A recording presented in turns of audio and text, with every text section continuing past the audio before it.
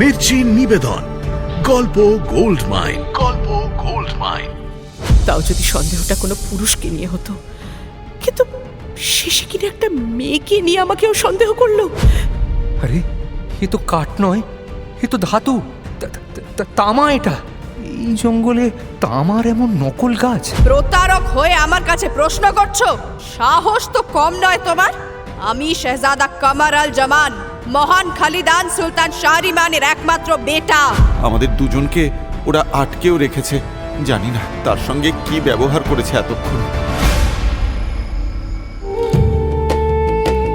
মির্চি গল্প gold mine শুনছেন আরব্য রজনী। আজ শুনবেন ইবন আল মনসুর এবং দুই নারী।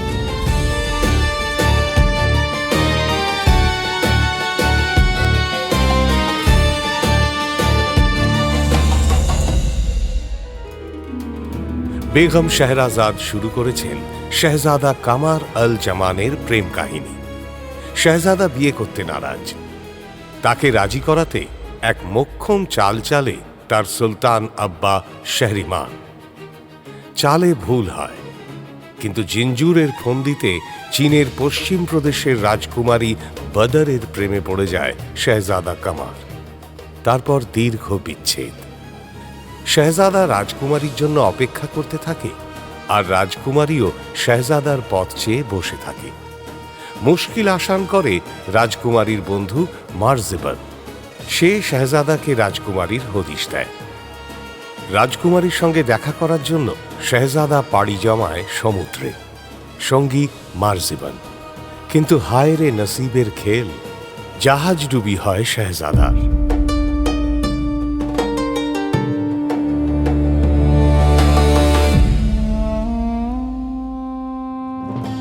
মারজিবান তো একটা তক্তা ধরে রক্ষা পায়, কিন্তু শেহজাদা কামারের কি হয় বেগম? শেহজাদা সে তো জীবনেই প্রথম এমন বিপদের মধ্যে পড়ে। সমুদ্র সম্পর্কে তার যাবতীয় জ্ঞান কিতাবে সীমিত। সে সামলাতে পারে না, ঢেউয়ের তোড়ে তলিয়ে যায়। যারা কোনো রকমে জানে বেঁচে যায়, তাদের মধ্যে একজন ওই জাহাজের কাপ্তান। মাস তিনেক পরে সে হাজির হয় সুলতান শাহরিমানের দরবারে। তাকে দেখে চিনতে পারে সুলতান, কিন্তু সে একা কেন? কি ব্যাপার ক্যাপ্টেন, তুমি একা? জি হুজুর। সব ঠিক আছে তো? জি হুজুর। কি হয়েছে বলো? জি, তারা পর্যন্ত সব ঠিকই ছিল, কিন্তু কিন্তু তারপর তারপর তারপর কি কি হলো তারপর? জি, ঝড়ের জাহাজ ডুবি।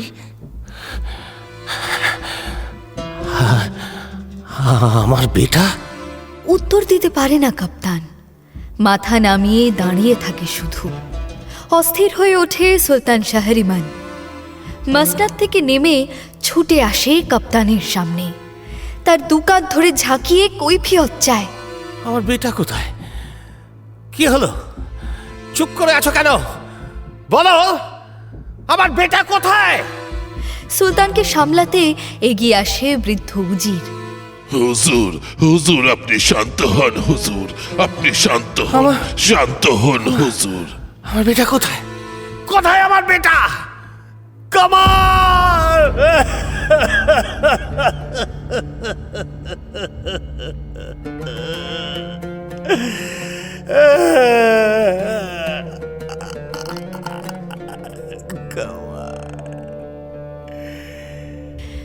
শান্ত কি হতে পারে সুলতান?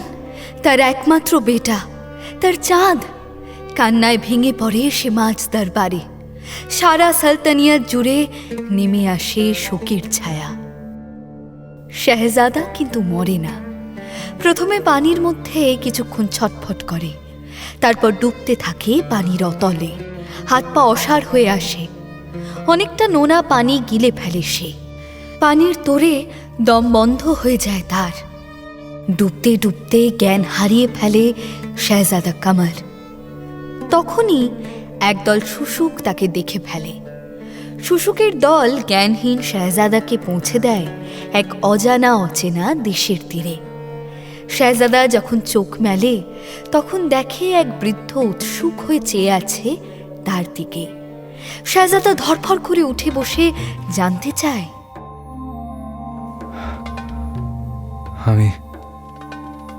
আমি কোথায়? আল্লাহ লাখ লাখ শুক্রিয়া, লাখ লাখ শুক্রিয়া। তুমি বেঁচে আছো, চিন্তা করো না, তুমি সুরক্ষিত। কিন্তু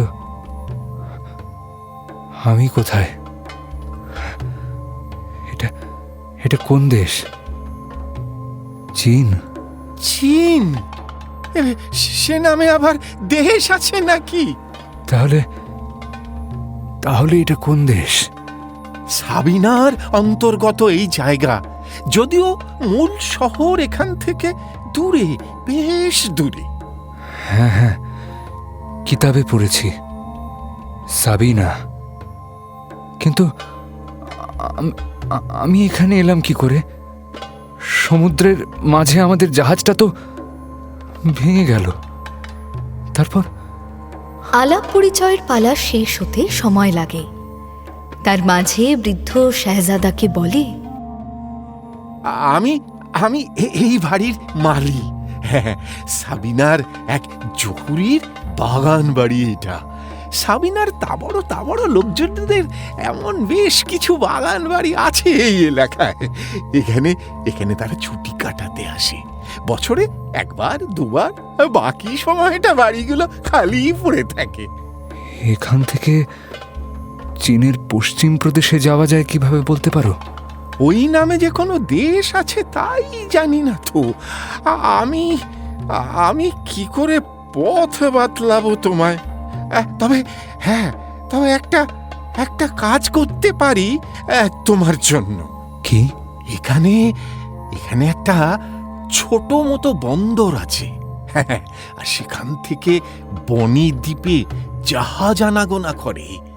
ওখানে খবর নিতে পারি আমি। হ্যাঁ, কিন্তু আমার তো চীনের পশ্চিম প্রদেশে যেতে হবে।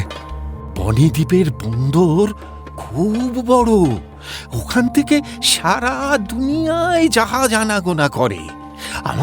আমার মালিকও শুনেছি যখন সওদা করতে যেত ওই বনি দ্বীপে যেত প্রথমে, আর তারপর ওখান থেকে এদিক সেদিক যেত।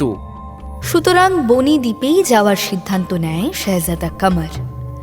কিছুদিনের অপেক্ষা করার পর বনি দ্বীপের জাহাজ ভেড়ে বন্দরে। বৃদ্ধ মালির দৌলতে শেহজাদা কামারের সেই জাহাজে বনি দ্বীপে যাওয়ার ব্যবস্থা পাকা হয়। জাহাজের ভাড়াও মালি যোগায়। শোনো বেটা, শোনো, 7 দিন পরে জাহাজ ছাড়বে। হ্যাঁ, আর এই 7 দিন বিশ্রাম নিয়ে নাও ভালো করে। কি জানি তোমার মেহবুবাকে পেতে হলে আর কত ধকল পোহাতে হবে তোমায়। বনি দ্বীপ থেকে আবার কত দূর যেতে হবে কে জানে। বিশ্রাম অনেক নিয়েছি চাচা, বরং এবার একটু গা হাত পাগুলো নেড়ে চেড়ে সচল করে নি। হাত পা সচল করার অজুহাতে শেহজাদা জঙ্গলে কাঠ কাটতে চলে। অবশ্য তার পেছনে আরও একটা কারণ আছে, বড় কারণ। বৃদ্ধ মালিকে প্রতিদানে তো কিছুই দিতে পারে না শেহজাদা, দেওয়ার যে কিছুই নেই তার। তাই বিবেকের তাড়নায় বৃদ্ধের কিছু উপকার করার উদ্দেশ্যেই শেহজাদা দাঁড়ায় গিয়ে জঙ্গলে। বাড়িতে রান্নার কাঠ বাড়ন্ত। শেহজাদা কাঠ কেটে নিয়ে গেলে তবেই রান্না চাপাবে মালি। কিন্তু কোন গাছটা কাটি? জীবনে কোনোদিন তো এসব কাজ আমি করিনি। করতে হয়নি তাকে। আব্বার একমাত্র পুত্র, মসনদের ওয়ারিশ, সে করবে এসব ফালতু কাজ? তবে হিসাব বলছে জ্যান্ত গাছ না কাটাই ভালো, শুকনো কাঠে আগুন জ্বলবে তাড়াতাড়ি। তাই বেছে বেছে একটা মরা গাছ খুঁজে বের করে সেটার উপরে কুড়ুল চালায় শেহজাদা। আর গাছটা বিকট একটা ধাতব আওয়াজ করে কেঁপে ওঠে। হায় আল্লাহ! ভয় ছিটকে সরে যায় শেহজাদা। মন বলে তার, এ তো কাঠের শব্দ নয়। শেহজাদা ধীরে ধীরে এগিয়ে যায় গাছটার দিকে। আরও একটু ভালো করে দেখে গাছটাকে। কুড়ুলটা দিয়ে গাছটার গায়ে একটু ঘষতেই আরে, এ তো কাঠ নয়, এ তো ধাতু। তামা এটা, তামার উপর রং করা। তাজ্জববাত, এই জঙ্গলে তামার এমন নকল গাছ, কিন্তু কেন? উত্তরটা খুঁজতে শুরু করে শাহজাদা। আর তখনই গাছের গায়ে একটা হাতল খুঁজে পায় সে। হাতলটা এমনভাবে বানানো যে সহজেই চোখে পড়ে না। হাতল ধরে একটু টানাটানি করতেই গাছটা নড়ে ওঠে। ছিটকে সরে যায় শাহজাদা। আরে, এই যে দেখছি একটা সুড়ঙ্গ। সুড়ঙ্গ ঢাকতেই এই গাছ, তাই এটা ঠিক আর 5টা গাছের মতো জ্যান্ত মনে হয়নি আমার। বুঝলাম। গাছটাও মাটির অনেকটা অংশ নিয়ে সরে যায়। সুড়ঙ্গের সিঁড়ি বেয়ে নেমে পড়ে শাহজাদা, কিন্তু অন্ধকারে কিছুই দেখতে পায় না। একটা আলো চাই, অন্ধকারে বিপদ হতে পারে। তখনকার মতো আবার হাতল ঘুরিয়ে গাছটাকে যথাস্থানে রেখে ছুটতে ছুটতে মালির কাছে ফেরে শাহজাদা। শাহজাদার মুখে সুড়ঙ্গের প্রসঙ্গ শুনে মালি তো হতবাক। কি বলছো কি বেটা? সুড়ঙ্গ? তাহলে কি ওই লোকে যা বলে সেটা সত্যি? কি সত্যি চাচা? লোকে বলে বহু আগে একবার খলিফা সুলেমানের কোষাগারে চুরি হয়েছিল, আর করেছিল ওই খলিফারই এক সেনাপতি। সে নাকি সেই খাজানা নিয়ে এখানে পালিয়ে এসে ডেরা বেঁধেছিল।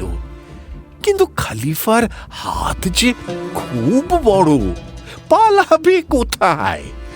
খলিফা ঠিক খবর পেয়ে যান। তিনি সেনাপতিকে গ্রেপ্তার করতে সৈন্য পাঠান। তারা এলে সেনাপতিও রুখে দাঁড়ায়, তবে খলিফার সৈন্যদের সঙ্গে পেরে ওঠে না।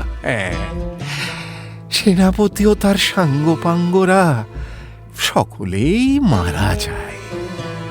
সেই চুরি যাওয়া মালও আর মেলে না। তাই নিয়ে কত কাণ্ড হয় এখানে, এখনো হয়। মাঝে মাঝেই দুনিয়ার নানা জায়গা থেকে লোক লস্কর আসে, হয়ে হট্টগোল করে খাজানা খোঁজা হয়। কিন্তু ওই খোঁজাই সার। আজ পর্যন্ত একটা মোহরও কেউ খুঁজে পায়নি। সেই খাজানাই কি ওই সুড়ঙ্গে? শাহজাদা ঠিক করে রাত না নামলে ওখানে যাওয়া ঠিক হবে না, সকলে জেনে যেতে পারে। সুতরাং গভীর রাতে মালিকে নিয়ে শাহজাদা কামার পৌঁছে যায় সেই গাছের নিচে। হাতড়ে হাতড়ে হাতলটাও পেয়ে যায় হাতের নাগালে। হাতল ঘোরাতেই আবার খুলে যায় সুড়ঙ্গ। শাহজাদা ও মালি দুটো মশাল জ্বালিয়ে নেমে পড়ে সুড়ঙ্গে। কিছুটা এগোতেই তারা পৌঁছে যায় একটা বড় মতন ঘরে। মশালের আলোয় দেখে ঘরে 20খানা জ্বালা রাখা আছে। জ্বালাগুলো বেশ বড়। একটা জ্বালার ঢাকা সরাতেই মশালের আলোয় চকচক করে ওঠে খলিফার মোহর। আনন্দে লাফিয়ে ওঠে শাহজাদা। একে একে প্রত্যেকটা জ্বালা খোলা হয়। কোনোটায় মোহর, কোনোটায় হিরে জহরত, কোনোটায় সোনার গয়না, একেবারে ঠেসে ঠেসে ভরা। এবার কি করবে চাচা? তুমি নিয়ে যাও, তুমি নিয়ে যাও, ও কাজে আসবে। আর তুমি? আমার কথা বাদ দাও। আর 3 কাল গিয়ে 1 কালে ঠেকেছি। আমি ওসবের কি করব বাবা? মায়া বাড়িয়ে লাভ আছে কিছু? না চাচা, অন্তত অর্ধেকটা যদি না রাখো তুমি, তাহলে আমিও নেব না। এই সম্পত্তিতে তোমারও অধিকার আছে। কিন্তু কি করব আমি? এসব নিয়ে কি করব? অবরে নিয়ে যাব? হ্যাঁ, হ্যাঁ, তাই যাবে। নিদেন পক্ষে শেষ জীবনটা একটু আয়েশ আরাম করে কাটাতে পারবে। অনেক পীড়াপিড়ির পর মালি অর্ধেক খাজানা নিতে রাজি হয়, বাকিটা নেয় শেহজাদা কামার। কিন্তু ভাগ তো হলো, খাজানাটা নিয়ে যাবে কি করে শেহজাদা কামার? সে তো চলেছে বনি দ্বীপে। শোনো শোনো শোনো, আমার কাছে অনেকগুলো বড় বড় কাঠের বাক্স আছে। হ্যাঁ, আমার বাগানের ওই জলপাই চালান করব বলে আমি রেখেছিলাম। ওই বাক্স করে তুমি তোমার ভাগেরটা নিয়ে যাও দেখি বাবু। হ্যাঁ, কথা মতো রাতের অন্ধকারেই 10টা বাক্স এনে 10টা জ্বালা থেকে ধনরত্ন বোঝাই করা হয়। সেগুলো একে একে বাগান বাড়িতে টেনে নিয়ে আসে দুজনে। ধনরত্নের ওপরে বাগানের জলপাই বিছিয়ে দেওয়া হয়। শেহজাদা প্রত্যেকটা বাক্সের ওপরে নিজের নাম লেখে, কামার আল জামান। এই করতেই রাত গড়িয়ে দিন, আবার দিন গড়িয়ে বিকেল হয়ে যায়। কাজ শেষ করে দুজনে একটু বসেছে সবে, তখনই দরজায় কড়া নাড়ার শব্দ হয়। দুজনে চমকে ওঠে। স্বাভাবিক এই চমক, দুজনের নজরেই ভয়। এতদিন ধন ছিল না, ভয়ও ছিল না, এবার যে ধন আছে। কেউ কি জেনে গেল খাজানার কথা? জেনে যদি যায়ও এবং সেটা ছিনিয়ে নিতে এসে থাকে, তবুও তো কিছু করার নেই। দরজায় যখন কড়া নেড়েছে, তখন দরজা তো খুলতেই হবে, নইলে যে সন্দেহ করবে লোকে। তাই ইচ্ছে না থাকলেও দরজা খোলে মালি। দেখে দরজায় দাঁড়িয়ে জাহাজের খালাসি সর্দার। তাদের কাপ্তান বলে পাঠিয়েছে পরদিন সকালেই জাহাজ ছাড়বে বনি দ্বীপের পথে। সেই খবরে জানাতে এসেছে খালাসি সর্দার, আর জানতে এসেছে মালির কে রিশতেদার বনি দ্বীপে যাবে। হ্যাঁ হ্যাঁ, আমি যাব। আপনি কাল খুব ভোরে চলে যাবেন জাহাজে। সকাল সকাল জাহাজ ছেড়ে দেওয়া হবে। আর শেহজাদার গুপ্তধন, সেগুলো জাহাজ অব্দি উঠবে কিভাবে? তাই কামার বলে, আমায় কজন লোক দিতে পারো সর্দার? আমার সামানগুলো, মানে ওই 10টা কাঠের বাক্স আর কি, ওগুলো তাহলে আজ রাতেই জাহাজে পাঠিয়ে দিতাম। বেশ, তো আমি নিয়ে আসছি এক্ষুনি। আবার যাকে তাকে ধরে এনো না বেটা। হ্যাঁ, খুব ভালো জাতের জলপাই আছে ওই বাক্সে। বনি দ্বীপে সওদা করতে দিয়ে যাচ্ছে ও। খারাপ হয়ে গেলে লোকসান হয়ে যাবে। হ্যাঁ, সেই রাতেই খুব সাবধানে 10টা বাক্স জাহাজে তোলা হয়। বৃদ্ধ মালির সঙ্গে সেই শেষ রাত। বৃদ্ধ শেহজাদার জন্য ভালো মন্দ যা পারে রাঁধে, কিন্তু সে খানা আর খাওয়া হয় না। রাতেই বৃদ্ধর বুকে ব্যথা ওঠে, হাকিমের সন্ধানে যাওয়ারও সুযোগ হয় না। তার আগেই বৃদ্ধ মারা যায়। শেহজাদা কামার বাগানের এক পাশে নিজে হাতে গর্ত খুঁড়ে বৃদ্ধকে দাফন করে। এই করতেই রাত শেষ হয়ে দিন হয়। কাজ শেষ হয় যখন, তখন বেশ বেলা। কামার শেষ বিদায় দিয়ে ছুটে যায় বন্দরে, কিন্তু অনেক দেরি হয়ে গেছে। জাহাজ ততক্ষণে ছেড়ে চলে গেছে। আবার অপেক্ষা, কবে আবার ফিরবে ওই জাহাজ? কামার একা সেই বাগান বাড়িতেই কাটাতে থাকে। ভাবতে থাকে, যার বাড়ি সেই জহুরি যদি এসে পড়ে, তাহলে তাকে কি বলবে? এইভাবেই 1 সপ্তাহ কেটে যায়। হঠাৎ আবার টোকা পড়ে তার দরজায়। চমকে ওঠে কামার। কে এলো আবার? কে? আমি জাহাজের খালাসি সর্দার। সেই বাক্সগুলো পাঠিয়েছিলেন? ছুটে গিয়ে দরজা খোলে শেহজাদা। সালাম, আপনাকে জাহাজের কাপ্তেন ডাকছেন। কেন? কারণ বনি দ্বীপের সুলতান তাদের ফেরত পাঠিয়েছে।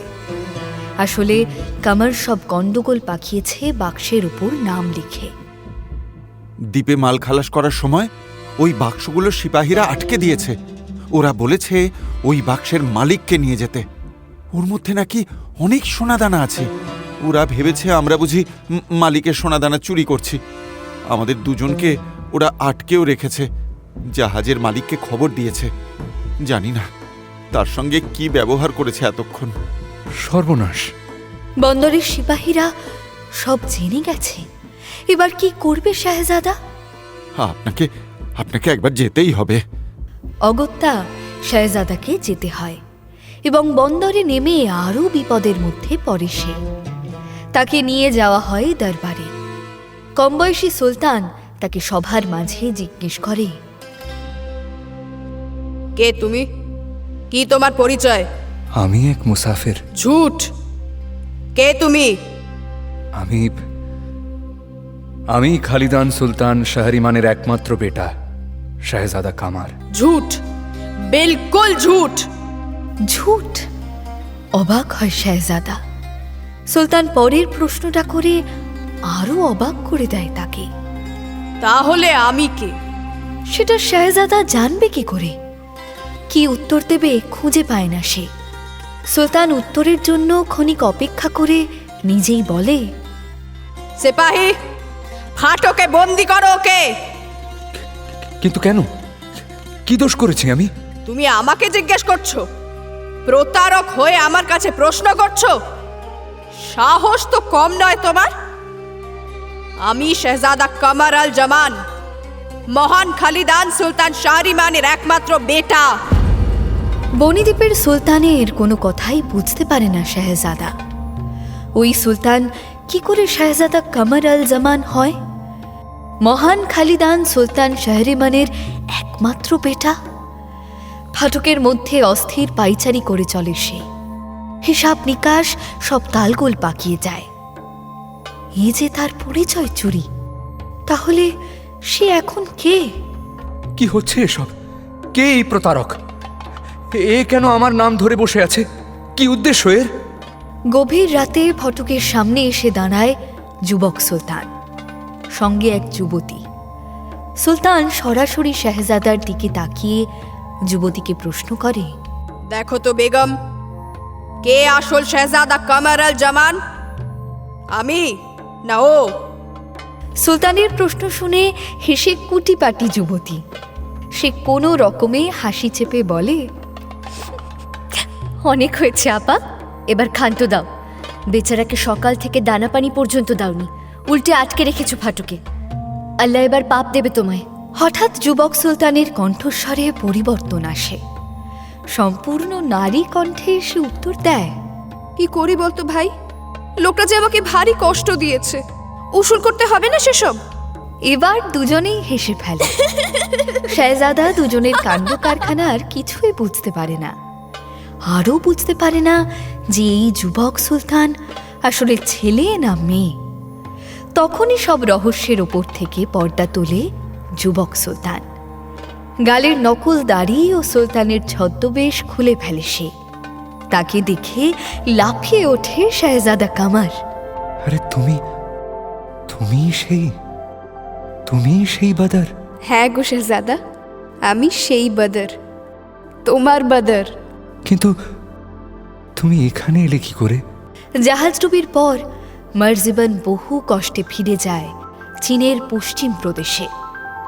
সে গোপনে বদরের সঙ্গে দেখা করে তাকে সব কিছু খুলে বলে। বদর সিদ্ধান্ত নেয় সে শাহজাদা কামারকে খুঁজে বের করবে।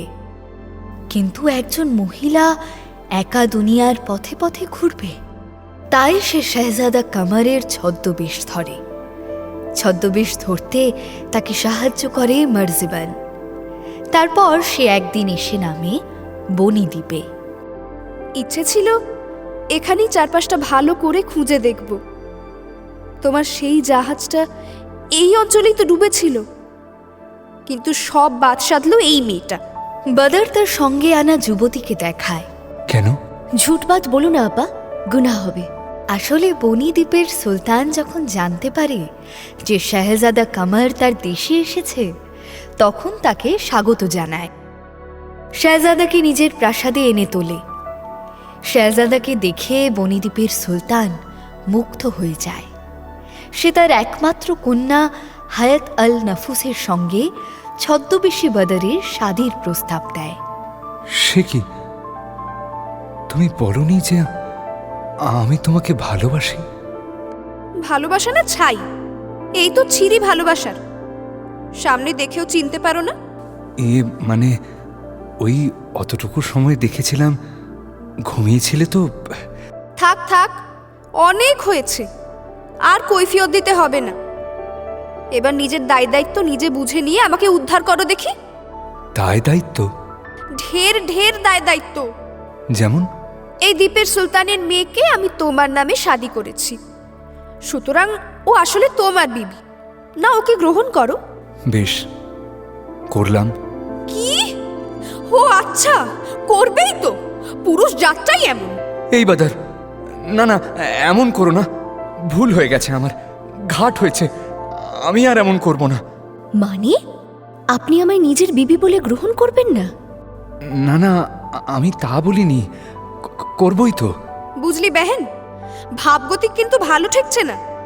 এই, তুমি স্পষ্ট করে বলো তো, কি করবে আর কি করবে না? কি বিপদ বলুন দেখি জাহাপানা। দুই বিবি সামনে পাশাপাশি দাঁড়িয়ে কি বলবে শাহজাদা কামার? বেশ হয়েছে, এবার বোঝো, একটাই আশ মেটে না, আবার দুটো শাদি করা। কিন্তু ওই শাদিটা, মানে হায়াতকে তো শেহজাদা শাদি করেনি, ওকে তো বদর শেহজাদা সেজে শাদি করেছে। সেটা আর কে শুনছে হুজুর? সবাই তো জানে শাহজাদা কামার হায়াতকে শাদি করেছে, আর সেই জন্যই তো বনি দ্বীপের সুলতান দ্বীপের শাসন ভার তুলে দিয়েছে শাহজাদা ভেবে বদরের হাতে। বোঝো কি জটিল পরিস্থিতি। মোটেই জটিল নয় হুজুর, কেউ জানলে তো জটিল হবে। সে রাতের আসল কথা কেউ জানতেই পারল না। পরদিন সকালে আসলে শাহজাদা গিয়ে বসল মাসনাদে। আসল শাহজাদা কামার আল জামান। লোকে জানল শাহজাদার বড় বিবি চীনের পশ্চিম প্রদেশের রাজকুমারী বদর। শাহজাদার ছদ্মবেশে এসেছিল শাহজাদার কাছে, মান করে সে দেনমোহর ফেরত দিতে এসেছিল। জাহাজের ওই বাক্সগুলোর গায়ে তাই শাহজাদার নাম লেখা ছিল। শাহজাদা কামার তার মান ভাঙিয়ে তাকে আর ফিরতে দেয়নি। আর শাহজাদার ছোট বিবি হায়াত তো ছিলই। আর খালিদান সুলতানের কি হলো? খালিদান সুলতান শাহরিমানকে দূত পাঠিয়ে নিজের কুশল সংবাদ জানায় শাহজাদা। সঙ্গে এও জানায় যে সুলতান খুব শীঘ্রই দাদাজান হতে চলেছে। শাহজাদা কামারের দুই বিবি গর্ভবতী। আর জিঞ্জুর? হ্যাঁ বেগম, সেই জিঞ্জুর কি জানতে পারলো যে সে আসলে কি? সে আর ফিরে এলো না কেন? সে যে এখনো ব্যস্ত হুজুর, আজও সে জানতে পারেনি সে আসলে কে। বহুত খুব। এবার পরের কাহিনী শুরু করো, জলদি। জি হুজুর, কিন্তু কিসের কাহানি বলবো হুজুর? খালিফা হারুন আল রাশিদের কাহানিগুলো বেশ ভালো, তার একটা কাহানি শোনাও না আব্বা। হ্যাঁ বেগম, দুনিয়াজাত যখন বলেই দিয়েছে তখন তার কোনো কথাই থাকতে পারে না। নাও শুরু করো। জি হুজুর।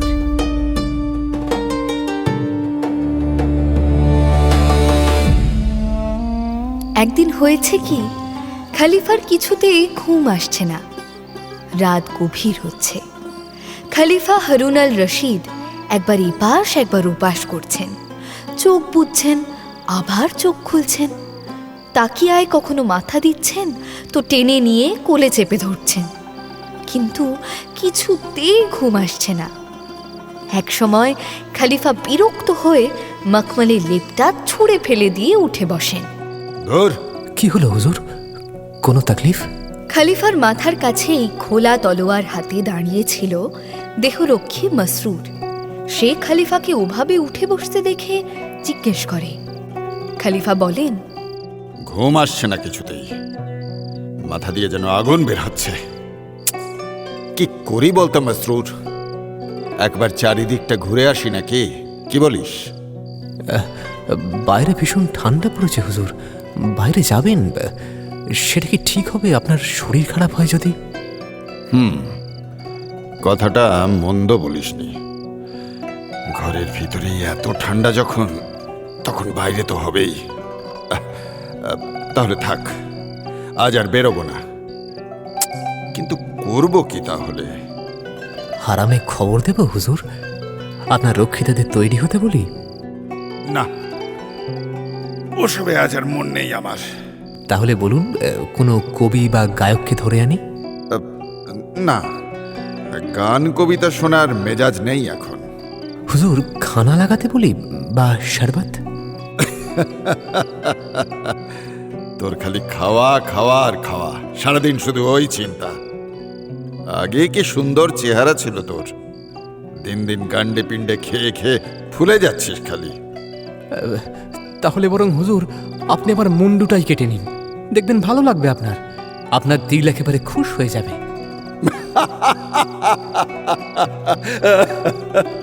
এটা ভালো বলেছিস কিন্তু। আর কি বলবো হুজুর, আর তো কিছুই মাথায় আসছে না। তুই বরং একটা কাজ কর, একবার প্রাসাদটা ঘুরে দেখে আয়। দেখ কাউকে পাস কিনা যে আমাকে খুশ করে দিতে পারবে। খলিফার নির্দেশে মাসরুর সারা প্রাসাদ ঘুরে এসে জানায়, তেমন তো কাউকে দেখতে পেলাম না। ইবান আল মনসুর গুটিসুটি মেরে এক কোণে শুয়ে রয়েছে দেখলাম। ওরও মনে হয় ঘুম আসছে না। কোন ইবন আল মনসুর? দামাস্কাসের? হ্যাঁ হুজুর, ওই ইবলিশের বাচ্চাটা। ডাক, ওটাকেই ডাক। খলিফার নির্দেশে মাসরুর মুহূর্তের মধ্যে ইবন আল মনসুরকে এনে হাজির করে। ইবন খলিফাকে লম্বা কুর্নিশ করে বলে, সালাম হুজুর। কে ইবন? রাতে ঘুমাওনি এখনো? আর ঘুম হুজুর, বয়স হয়েছে তো, এখন আর শুলেই ঘুম আসে না। যখন জোয়ান মার্দ ছিলাম তখন ঘুমোলে কোনো হুঁশ থাকতো না। লাশও বোধ হয় আমার থেকে বেশি সজাগ হয়ে শুয়ে থাকতো। লোকের কাছে আমি শুনেছি তুমি নিজের বড়াই করো ইবান। গুস্তাখি মাফ হুজুর, এমন গুনাহ করি বলে তো আমি জানি না। সে কি? লোকে বলে তুমি নাকি বলে বেড়াও তুমি অনেক দেখেছো, অনেক শুনেছো। অপরাধ নেবেন না হুজুর, তবে কথাটা মিথ্যে নয়। আচ্ছা, তা কেমন শুনি?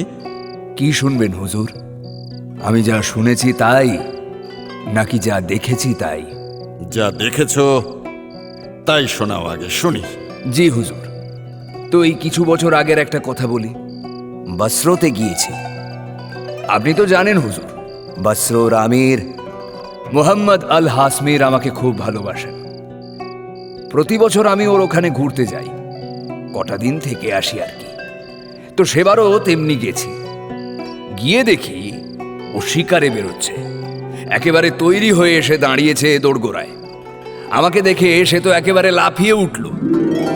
আরে ইবান, এসো এসো, খুব ভালো সময় এসেছো। কেন হুজুর, কিসের ভালো সময়? শিকারে যাচ্ছি। আরে চলো চলো, তাড়াতাড়ি চলো, উঠো ঘোড়ায় ওঠো। মাফ করবেন হুজুর, ঘোড়া দেখলেই আমার গা বমি বমি করে, তাই আমি গাধার পিঠে পিঠে ঘুরি। আপনি যদি আমায় গাধার পিঠে চেপে যাওয়ার অনুমতি দেন তবে যেতে পারি। তুমি গাধার পিঠে করে শিকার করতে যাবে? হ্যাঁ, তোমার বুদ্ধির জবাব নেই ইবান। অনেকভাবে না করা যায়, কিন্তু এইভাবে না একমাত্র তুমিই করতে পারো। আচ্ছা আচ্ছা, বেশ বেশ, তুমি তাহলে বিশ্রাম করো, আমি ঘুরে আসি। আমি না ফেরা পর্যন্ত তুমি কিন্তু কোথাও যাবে না। ইবনকে রেখে আমির সাহেব তো শিকারে চলে যায়। এদিকে প্রাসাদে ইবনের মন বসে না। আমির সাহেব নেই, কার সঙ্গে গল্প স্বল্প করবে? বসরো শহরটায় শুনেছি অনেক আজব আজব চিজ আছে, কোনোদিনও তো দেখতে যেতে পারিনি। আমির সাহেবের সঙ্গে গল্প করতেই সব সময় বয়ে গেছে। এই মৌকায় একবার শহরটা ঘুরে এলে বেশ হয়। যাই, ঘুরে আসি। যেমন ভাবা তেমন কাজ। ইবন বসরো শহর দেখতে বেরিয়ে পড়ে। বসরো মোটেই ছোট শহর নয়, সেখানে বড় বড় 70টা রাস্তা আছে। প্রত্যেকটা রাস্তা 2.5 মাইল করে লম্বা। এ রাস্তা সে রাস্তা ঘুরতে ঘুরতে পথ হারিয়ে ফেলে ইবন। এদিকে সূর্য মাথার উপর উঠেছে, তার তেষ্টাও পেয়েছে ভীষণ। ও বাবা, না, এভাবে রাস্তায় রাস্তায় ঘুরলে আমি রোদের তাপে মারা যাব। তার চেয়ে বরং গলিগুলোর মধ্যে ঢুকে পড়ি। এমনিই তো পথ গেছে হারিয়ে, আর কত হারাবো। ইবন ঢুকে পড়ে একটা গলিতে। গলি দিয়ে কিছুটা যেতেই একটা বাড়ির দরজা চোখে পড়ে তার। দরজাটা খোলা, মখমলের পর্দা ঝুলছে। সেটার ফাঁক দিয়ে বেশ সুন্দর একটা বাগান দেখা যাচ্ছে। বাগানটা আবার আঙুর লতার ছাদ দিয়ে ঢাকা, চারপাশে আবার পাথরের বসার জায়গা। ইবন একটু বিশ্রাম নিতে ঢুকে পড়ে সেই দরজা দিয়ে। চারদিকে দেখে একটা ছায়া ঢাকা পাথরের বেদিতে গিয়ে বসে।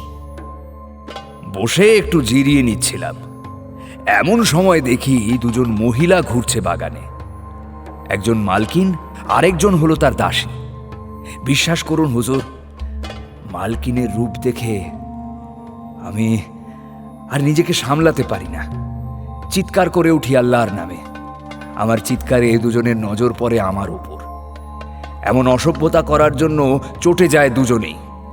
মালকিন দেখি তার বাঁদিটাকে আমার কাছে পাঠায়। বাঁদিটা আমার সামনে এসে বলে, বলি এই এই ব্যাপারটা কি? পরের বাড়ি রন্ধনমহলে ঢুকে মেয়ে দেখছো? লজ্জা করে না তোমার? বয়স হয়ে গেছে, চুলদারি সব পেকে গেছে, আরে একটু তো শরম করো। কবরে যাওয়ার সময় হয়ে এলো যে, উপরওয়ালাকে কি কৈফিয়ত দেবে শুনি? কৈফিয়তের পরোয়া করার সময় তখন কোথায় ইবনের?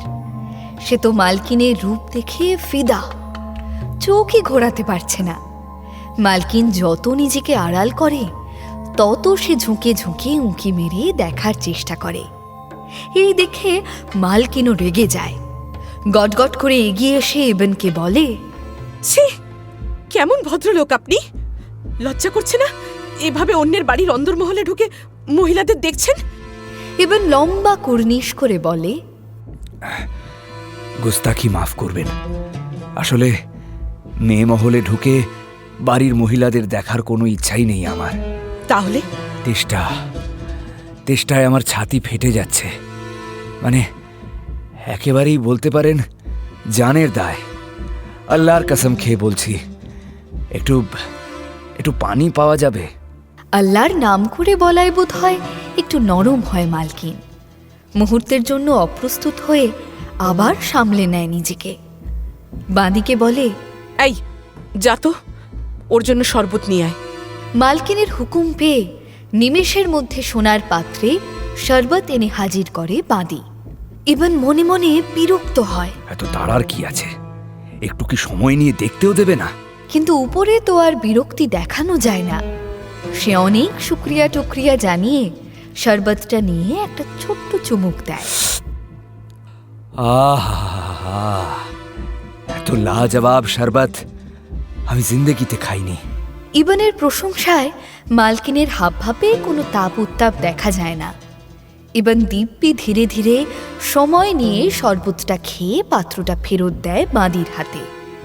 কিন্তু ওই রূপের খনি ছেড়ে বেরিয়ে যাওয়ার কোনো চেষ্টাই দেখায় না। তাতে যেন মালকিন একটু বিরক্তই হয়। কপালের ভাঁজগুলো আরো গভীর হয় তার। ইবন হেসে বলে,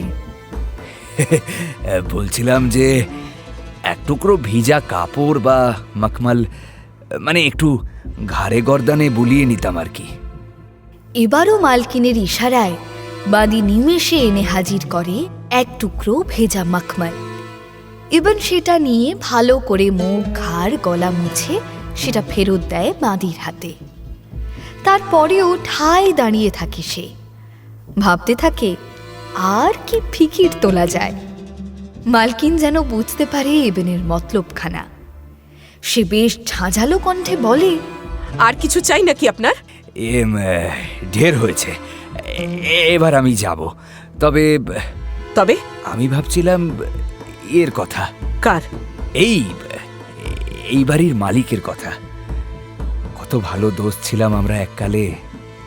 ইবনের কথা শুনে মালকিন ও বাঁদি একে অপরের মুখের দিকে তাকায় একবার। দৃষ্টি বিনিময় হয় তাদের মধ্যে। বাঁদি জিজ্ঞেস করে, এই বাড়ির মালিককে তুমি চেনো? আরে খুব ভালো করে চিনি। কি নাম বলো তো দেখি? আলী বিন মোহাম্মদ। তার মতো জহুরি বসরতে দুটি ছিল না, কত লোকে খাতির করত। সে কি আর আজকের কথা? সেই কবেকার। আলী বিন মোহাম্মদের নাম বলতেই মালকিনের চোখ পানিতে ভরে ওঠে। সে তো আর জানে না বাড়ির বাইরের ফলকে নামটা দেখেছে ইবন, এবং সেখানে পরিচয়টিও ফলাও করে লেখা আছে। সে চোখের পানি ফেলে বলে,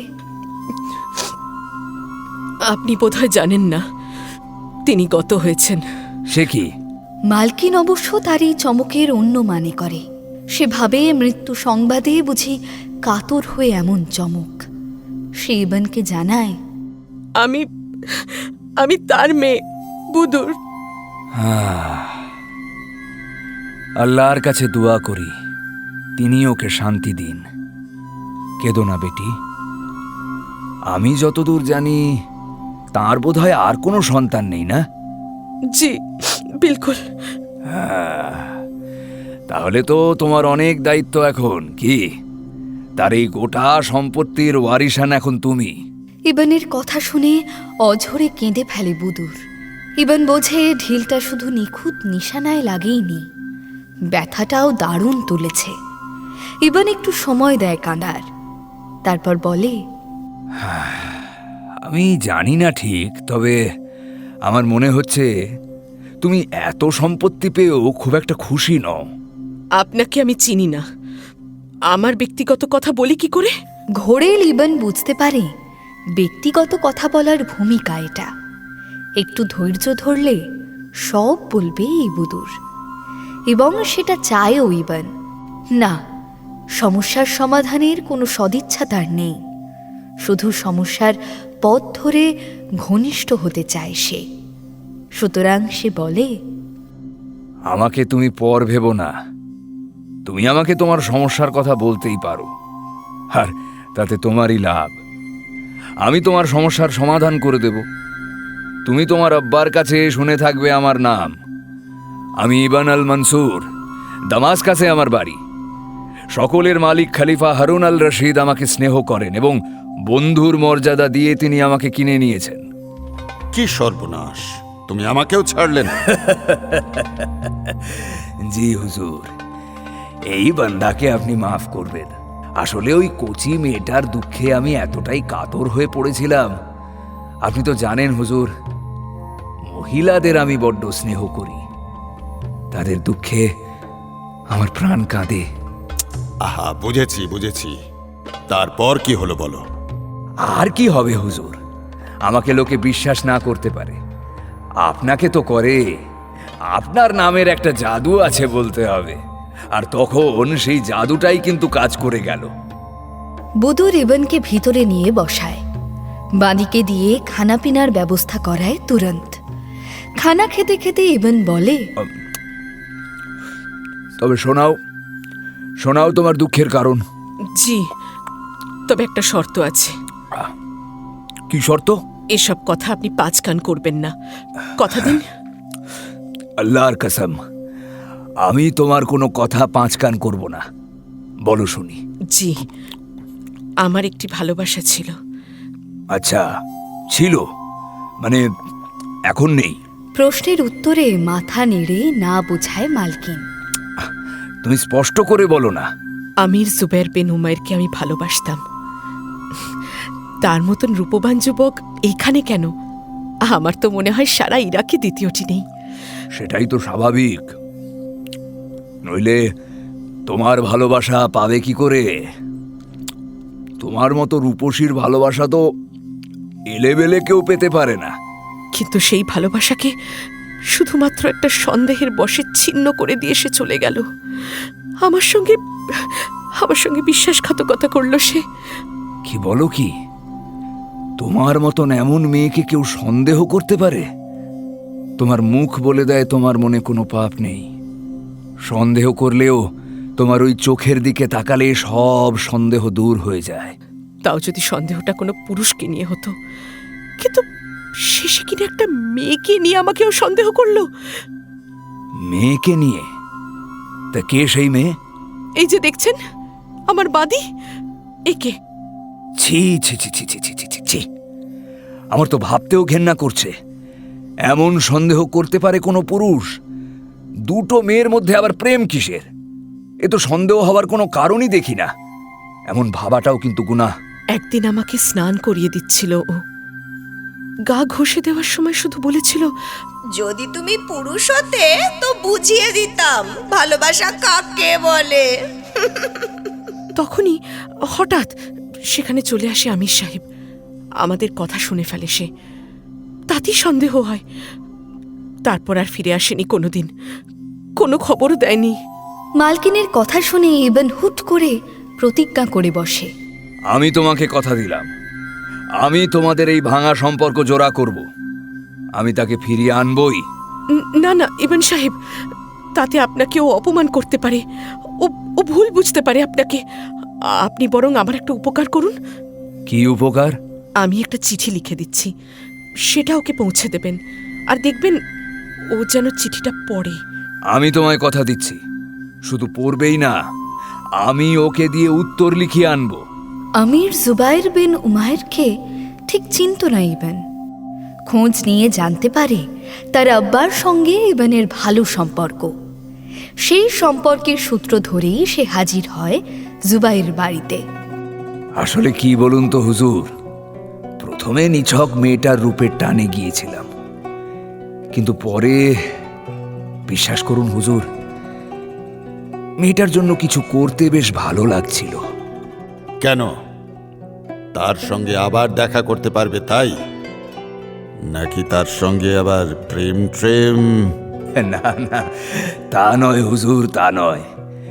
আসলে মানুষের সেবা করার মধ্যেই যে আনন্দ। আপনি তো জানেন হুজুর, ছেলেদের বয়স হয় না।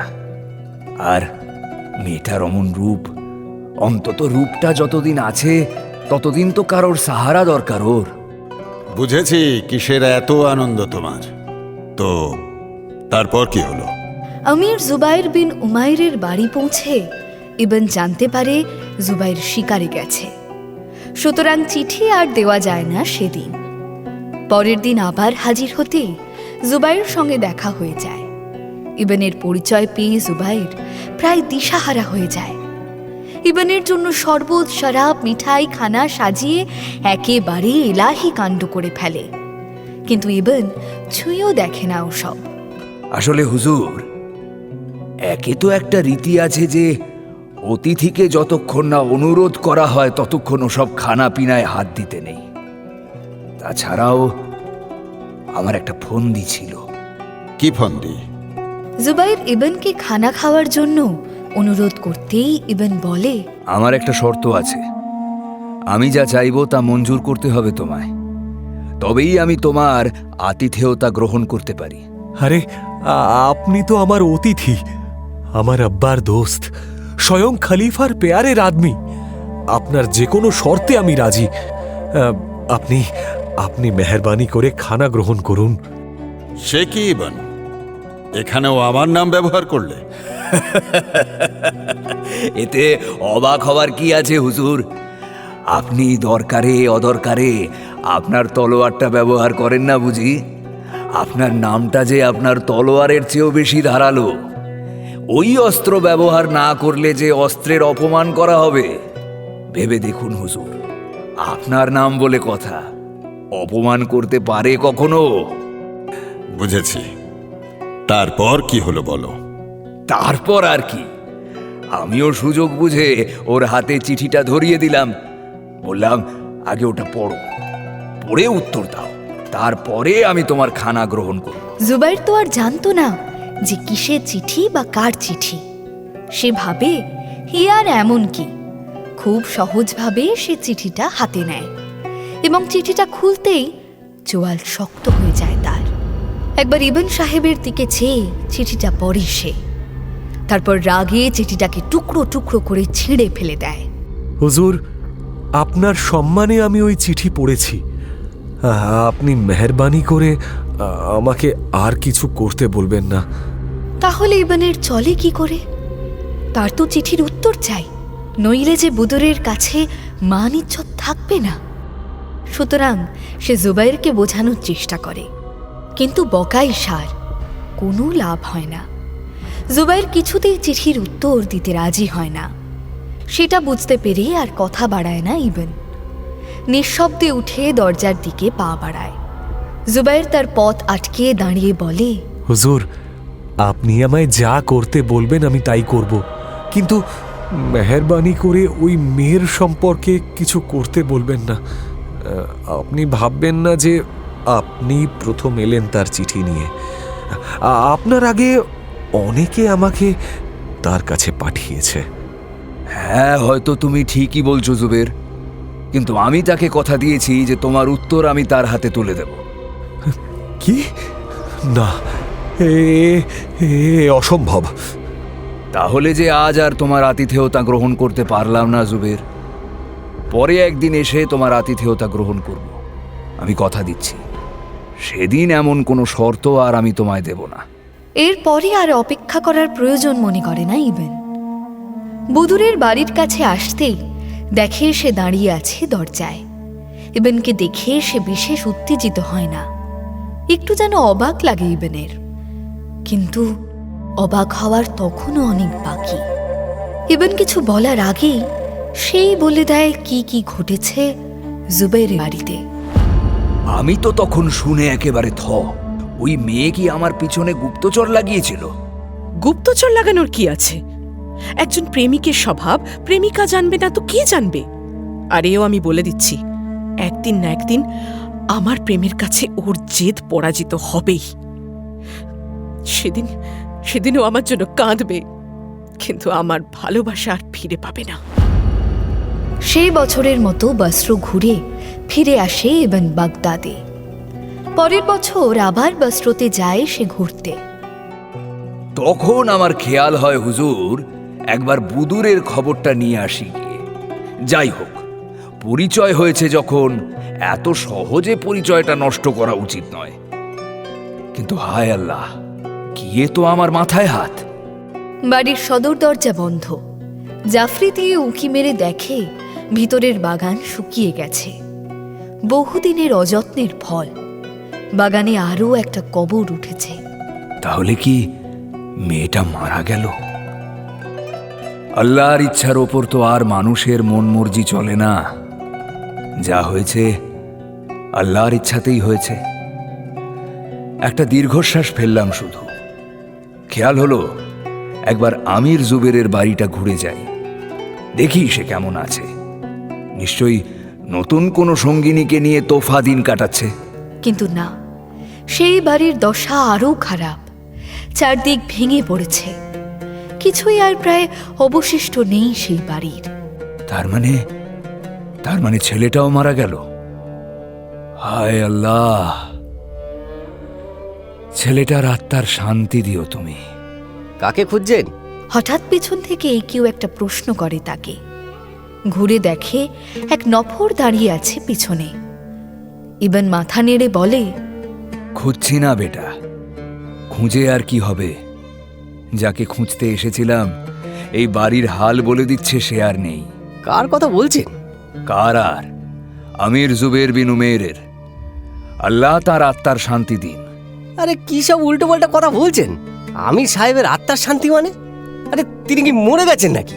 নফরের কথায় চমকে ওঠে ইবন। মানে সে বেঁচে আছে এখনো?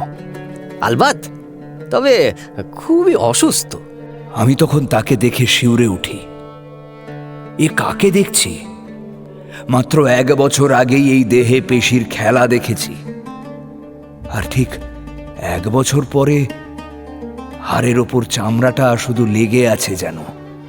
পাঁজরের হাড়গুলো স্পষ্ট গোনা যায় জামার ওপর দিয়ে। আমি যে তার পাশে দাঁড়িয়ে আছি তাতে কোনো ভ্রুক্ষেপই নেই তার। নিষ্পলক নয়নে চেয়ে আছে জানলার দিকে। আমি তখন তাকে একবার ডাকি, কিন্তু সে কোনো সাড়া দেয় না। যেমন চেয়েছিল তেমনই চেয়ে থাকে। তখন নফর বলে, ওভাবে হবে না, উনি কারোর ডাকে সাড়া দেন না, এমনকি প্রকৃতির ডাকেও না। তারপরে বিছানায় উঠে বসে ইবন আল মনসুরের দুটো হাত ধরে বলেছিল জুবায়ের, আপনি আপনি আমার একটা উপকার করবেন? কি? আগের বার আপনি আমার কাছে এসেছিলেন ওই ওই বুদুরের চিঠি নিয়ে।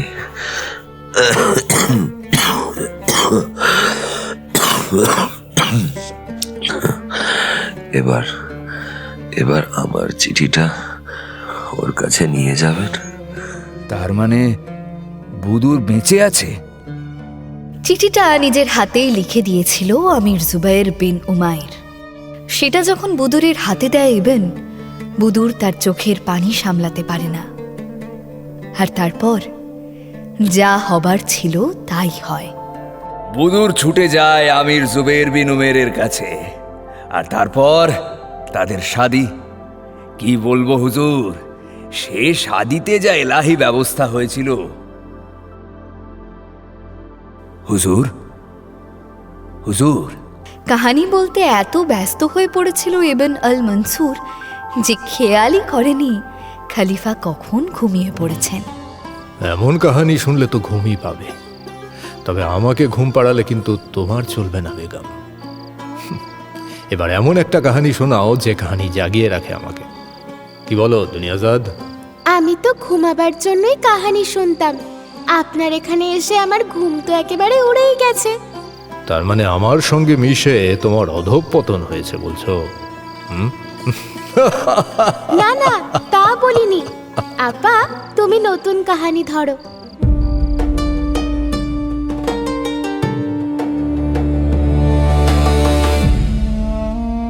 পারস্য দেশে এক শাহেনশাহ ছিল, সাবুর। তার নাম শুনেছেন নিশ্চয়ই হুজুর? তা শুনবো না? ওর মতো ধন দৌলত আর কারোর ছিল না। দানশীল হিসেবে ওর নাম ছিল, আবার বিদ্রোহীদের ও রেয়াত করত না। বাদশাহ বছরে দুবার খুব জাঁক জমক করে উৎসব করত। একটা বসন্তকালে, সেই উৎসবের নাম ছিল নওরোজ, আর একবার শরৎকালে, সেই উৎসবের নাম মিরগান। বসন্তের উৎসবে একটা বিশেষ অনুষ্ঠান হতো। পণ্ডিতদের নিয়ে আলোচনা সভা বসাত শাহেনশাহ। সে নিজেও ছিল পণ্ডিত, নিজেও অংশগ্রহণ করত সেই সভায়। একবার এই নওরোজে 3 মুলুক থেকে 3 পণ্ডিত আসে, ভারত, রোম ও পারস্য। ভারতের পণ্ডিত শাহেনশাহকে একটা রত্নখচিত সোনার প্রহরীর মূর্তি উপহার দেয়। মূর্তির হাতে একটা শিঙা। শাহেনশাহ মূর্তিটা দেখে তারিফ করে। পণ্ডিতজি বলে, জাহাপানা, একে যদি আপনি আপনার শহর প্রান্তের সদর ফটকের মাথায় স্থাপন করেন, তবে এক দক্ষ অতন্দ্র প্রহরী হয়ে দিনরাত আপনার শহর পাহারা দিতে থাকবে। বাইরের কোনো শত্রুর ক্ষমতা নেই যে আপনার শহর আক্রমণ করতে পারবে।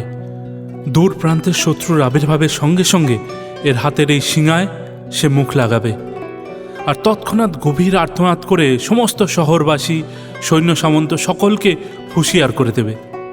এই শিঙার এমনই গুণ, এর সিংহ নিনাদে শত্রুর কলিজা ছিন্ন ভিন্ন হয়ে যায়। প্রাণ ভয়ে সেনাবাহিনী ছত্রাকার হয়ে পালিয়ে যাওয়ার প্রাণপণ চেষ্টা করে, কিন্তু এর আওয়াজের এমনই জাদু, কেউই পালাতে পারে না। দেহ অসাড় হয়ে মাটিতে লুটিয়ে পড়ে, ভয়ে আর আতঙ্কেই তারা অক্কা পায়। দারুণ তো, বাহ, বহুত খুব। তখন রোম থেকে আসা পণ্ডিত একটা রূপোর গামলায় এগিয়ে দেয় শাহেনশাহর কাছে। গামলায় চারদিকে 24টা ময়ূরী, মাঝে একটি ময়ূর। রোমের পণ্ডিত বলে, হুজুর, দিনের প্রতি ঘন্টার শেষে এই ময়ূর একটি করে ময়ূরীর সঙ্গে মিলিত হবে ও শব্দ তুলবে।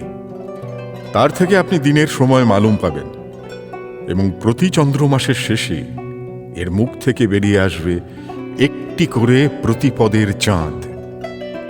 वाह, दारुन दारुन, तोहफा तोहफा, बहुत खूब बहुत खूब, माशाल्लाह। হুজুর, আমার এই আবলুস কাঠের ঘোড়া মহা মূল্যবান। যা, কাহিনীটা শুরু করতে পারলো না, সময় শেষ হয়ে গেল। কি করবেন হুজুর, সময় যে আমার হাতের বাইরে। অন্তত ঘোড়াটার কি গুণ আছে সেটা বলে থামতে আপা। কি করব, জাহাপানার হুকুম যে।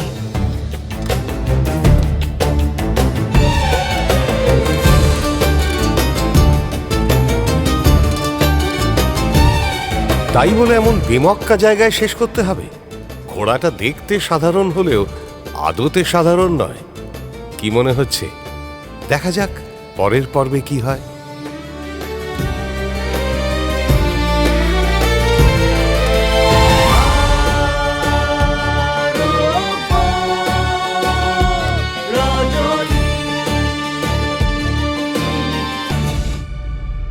মির্চি গল্প গোল্ড মাইনে শুনলেন আরব্য রজনী। গল্প পাঠে শেখর, শাহরিয়ার, অমিত দে, দুনিয়াজাদ, বর্ণালী দে বর্মন, শেহরাজাদ, সাঁজবাতি দাস, শাহরিমান শেখর, উজির রামস্বরূপ গাঙ্গুলি, বদর চিত্রাঙ্গী রয়, মালি পার্থ রয়, হায়াত অধ্যায় সাহা, সর্দার এবং খলিফা সুদীপ্ত ঘোষ, ইবন আর্য জানা, মসরুর এবং হাসামি আলাপন মুখার্জি, ক্যাপ্টেন এবং নফর শুভদীপ্ত ভট্টাচার্য, বাঁদি সঙ্গীতা গাঙ্গুলি, বুদুর তৃণাঞ্জনা দাস, জুবের অর্ঘ্যমাল্য মাইতি। নাট্যরূপ শিবাশিস বন্দ্যোপাধ্যায়, নাট্যরূপ সহায়তা শুদ্ধ সত্য দাশগুপ্ত, শব্দগ্রহণ ও আবহ সত্যজিৎ সেন, শব্দ পরিকল্পনা ও মিশ্রণ সব্যসাচী মুখার্জি, পরিচালনা শাওলি মজুমদার, সৃজনশীল পরিচালনা ইন্দ্রাণী চক্রবর্তী, প্রযোজনা প্যাস্টেল এন্টারটেইনমেন্ট। মির্চি গল্প গোল্ড মাইন আপনার জন্য exclusively Mirchi Bangla YouTube channel এবং গানা অ্যাপে।